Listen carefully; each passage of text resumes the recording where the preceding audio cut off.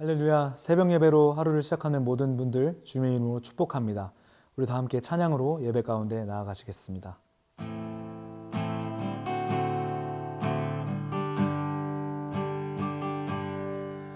내 손을 주께 높이 듭니다. 내 찬양 받으실 주님, 내 맘을 주께 활짝 엽니다. 내 찬양 받으실 주님, 내 손을 주께 높이, 내 손을 주께 높이 듭니다. 내 찬양 받으실 주님, 내 맘을 주께 활짝 엽니다. 내 찬양 받으실 주님, 슬픔 대신이라 그 제대신 화관을, 근심 대신 찬송을, 찬송의 옷을 주셨네. 내 손을 주께 높이, 내 손을 주께 높이 듭니다. 내 찬양 받으실 주님, 내 맘을 주께 활짝 엽니다. 내 찬양 받으실 주님, 슬픔 대신이라 그 제대신 화관을,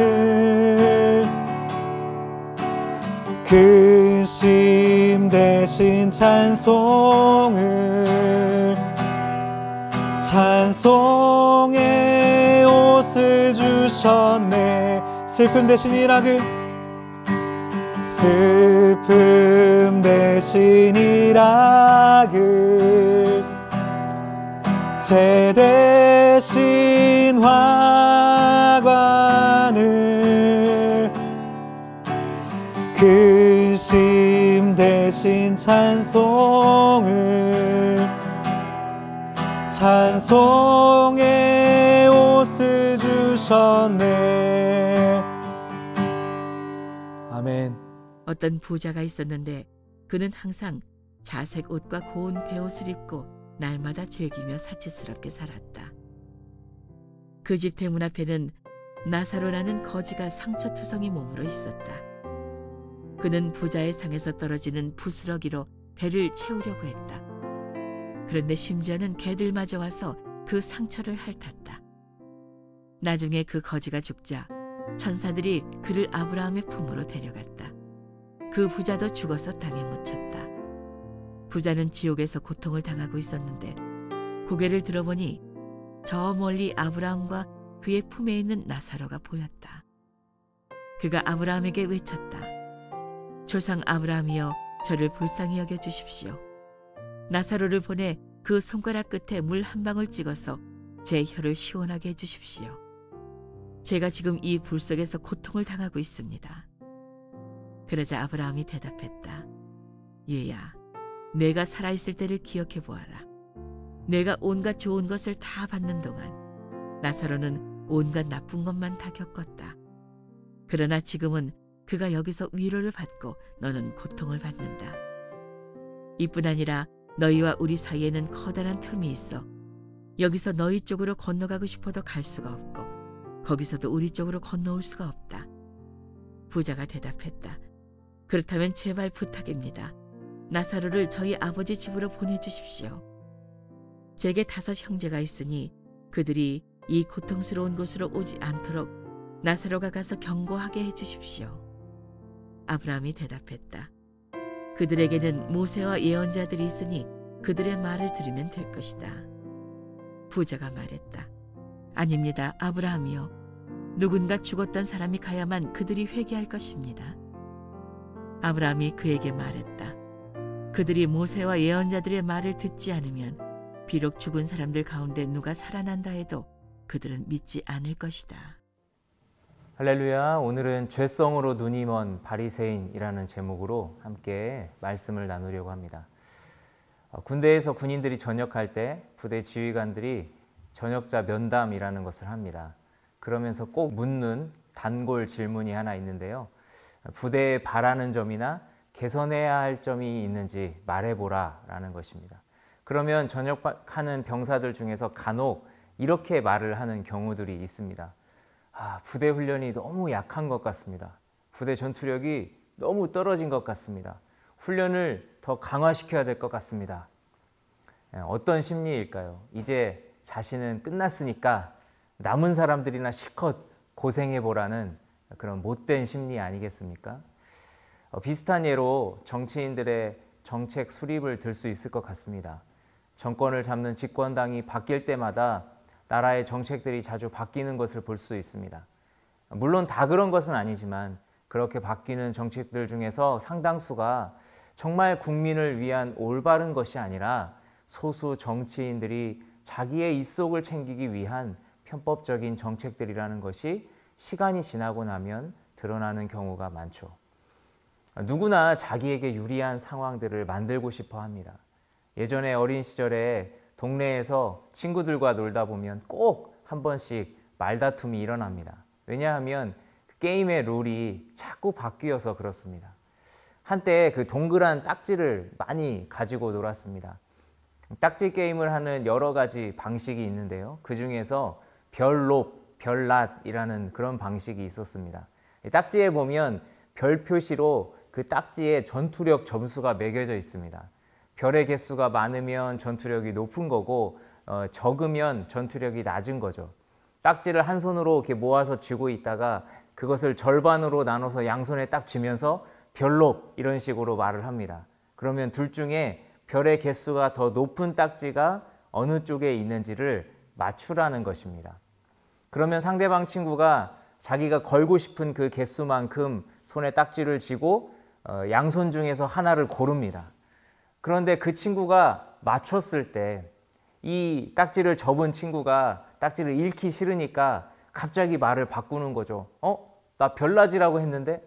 그러면 그 친구가 뭔 소리야, 별롭이라고 했잖아. 이러다가 결국 싸움이 나는 거죠.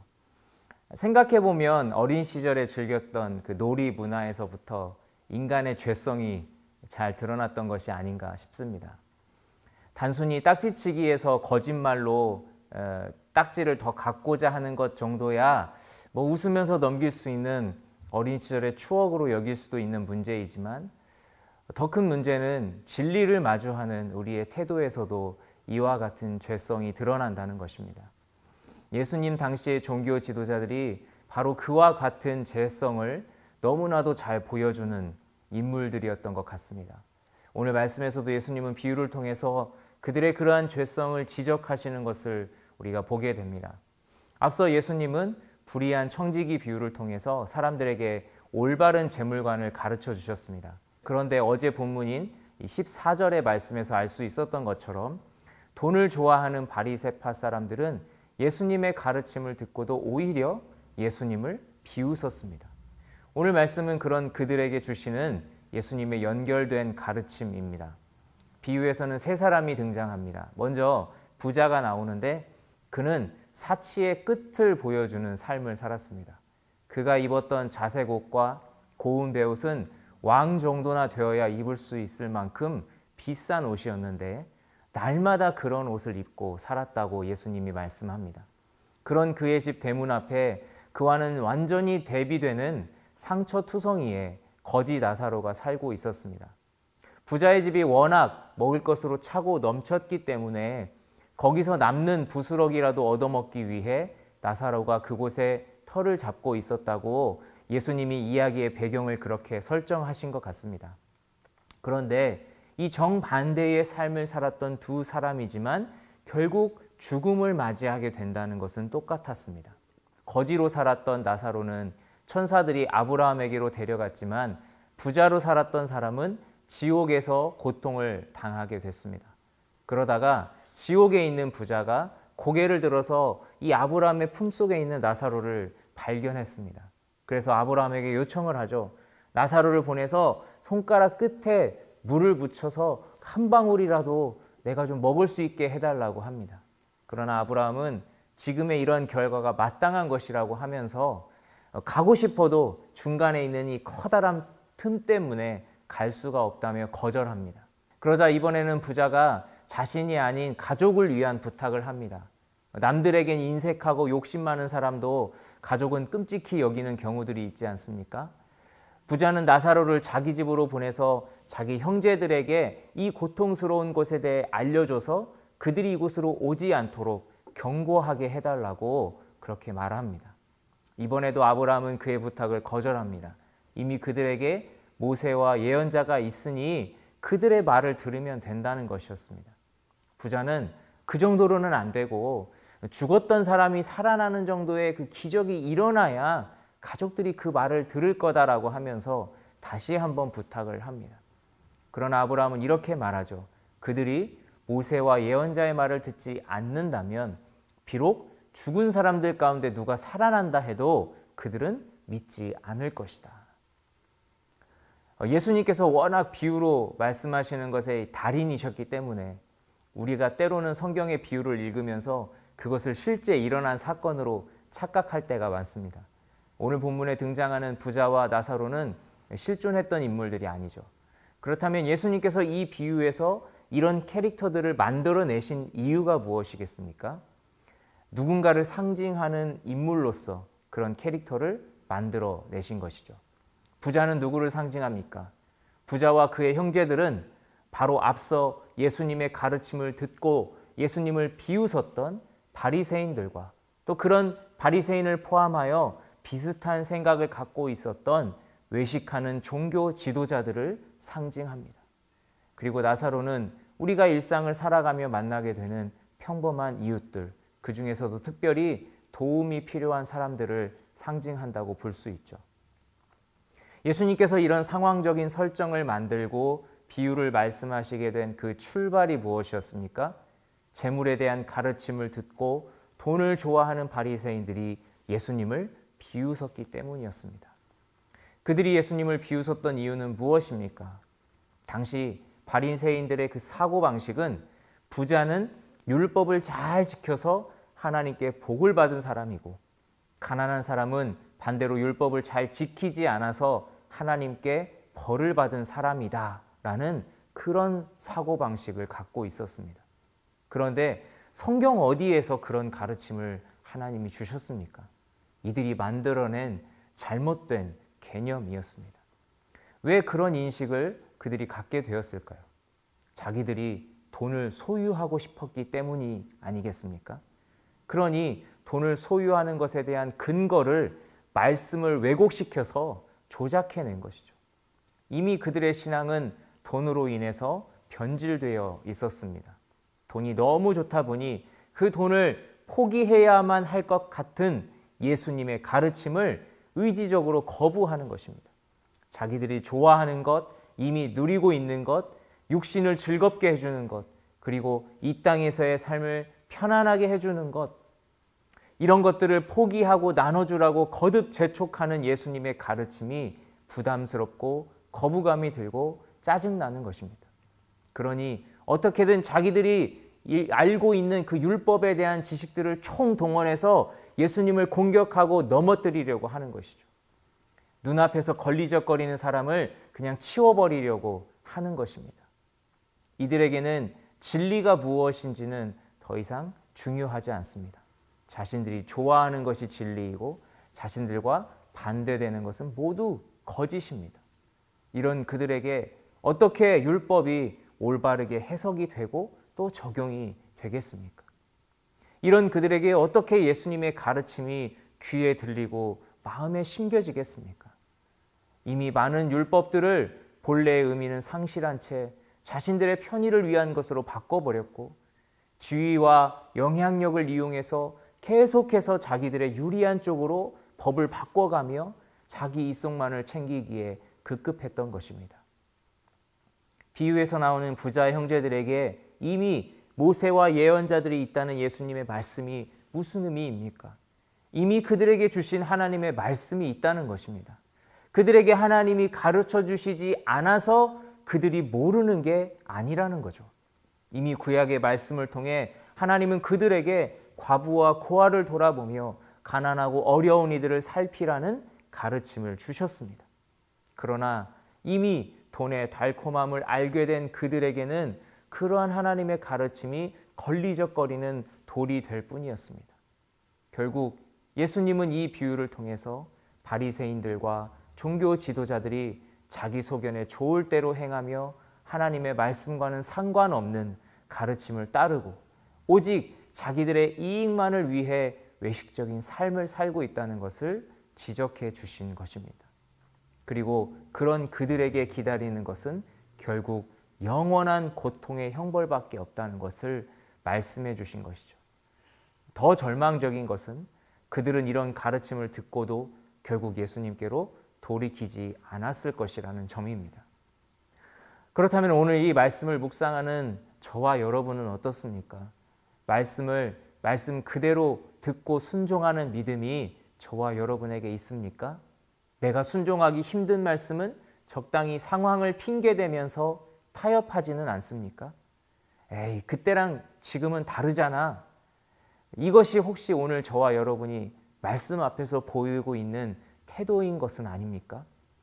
마치 술 취하지 말고 술을 쳐다보지도 말라는 수많은 성경의 말씀들을 애써 외면하면서 바울이 디모데에게 위장병을 위해 포도주를 조금씩 마시라고 한 그 한 구절만을 내세워서 술을 마시는 것이 성경적이다라고 합리화하는 것과도 같습니다.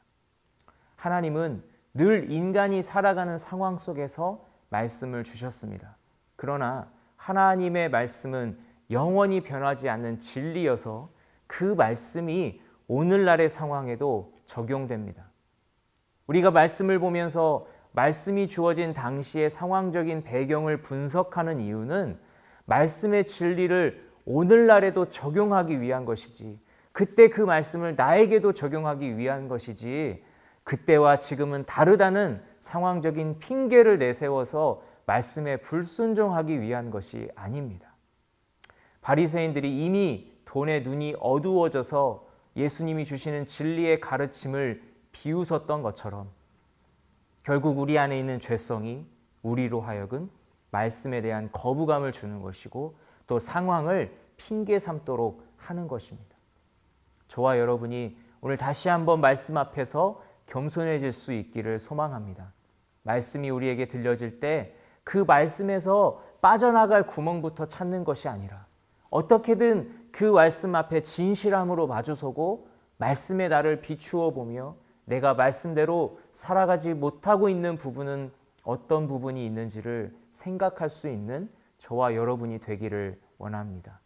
히브리서 4장 12절에 하나님의 말씀은 살아있고 힘이 있으며 양날선 어떤 칼보다도 더 예리해 혼과 영과 관절과 골수를 찔러 쪼개기까지 하며 마음의 생각과 의도를 분별해냅니다 라고 말씀하셨습니다. 하나님의 말씀에는 우리의 심령 깊은 곳까지 변화시키는 능력이 있는 줄 믿습니다. 우리의 죄성이 끊임없이 우리의 눈을 덮으려고 할지라도 하나님의 말씀은 그 말씀의 검은 그것을 찔러서 쪼개고 우리 안으로 들어와서 우리를 변화시킵니다. 그 하나님의 말씀 앞에 우리 자신을 겸손히 내어드리는 저와 여러분 되시기를 축복합니다. 말씀을 마주할 때 늘 말씀에 무너질 수 있으면 좋겠습니다. 늘 말씀에 무릎 꿇을 수 있으면 좋겠습니다. 늘 말씀에 엎드려지는 저와 여러분 되실 수 있기를 축복합니다. 그래서 죄성으로 진리에 대한 눈이 멀어버린 그 바리새인과 같은 안타까운 인생이 되지 않고 늘 성령의 인도하심 따라 진리에 올바르게 반응하는 영의 눈을 똑바로 뜬 저와 여러분 되실 수 있기를 예수님의 이름으로 축복합니다. 기도하겠습니다. 하나님 감사합니다. 오늘도 우리를 말씀 앞에 마주서게 하시고 그 말씀을 통해 우리 자신을 다시 한번 돌아보게 하시니 감사합니다. 우리 안에 여전히 남아있는 죄성은 계속해서 말씀을 보는 눈을 가리려 하고 우리의 눈을 어둡게 하여서 우리가 하나님의 말씀대로 살아가지 못하도록 유혹하고 있습니다. 하나님, 그러나 하나님의 말씀에 그 모든 것을 찔러 쪼개고 우리의 심령 깊은 곳까지 변화시키실 수 있는 능력이 있는 줄 믿습니다. 그 말씀의 능력에 의지하는 우리들 될 수 있도록 도와주시옵소서. 성령의 인도하심을 따라 늘 말씀 앞에 겸손해지고 무릎 꿇고 엎드려지고 깨어지는 우리가 될 수 있도록 도와주시옵소서. 오늘도 나에게 주시는 그 한 구절의 말씀을 붙들고 겸손히 그 말씀 앞에서 나를 돌아보며 그 말씀대로 살아가기 위해 세상 가운데 씨름하며 하나님의 뜻을 이루며 살아가는 우리가 될 수 있도록 도와주시옵소서. 감사드리며 예수님의 이름으로 기도드립니다. 아멘.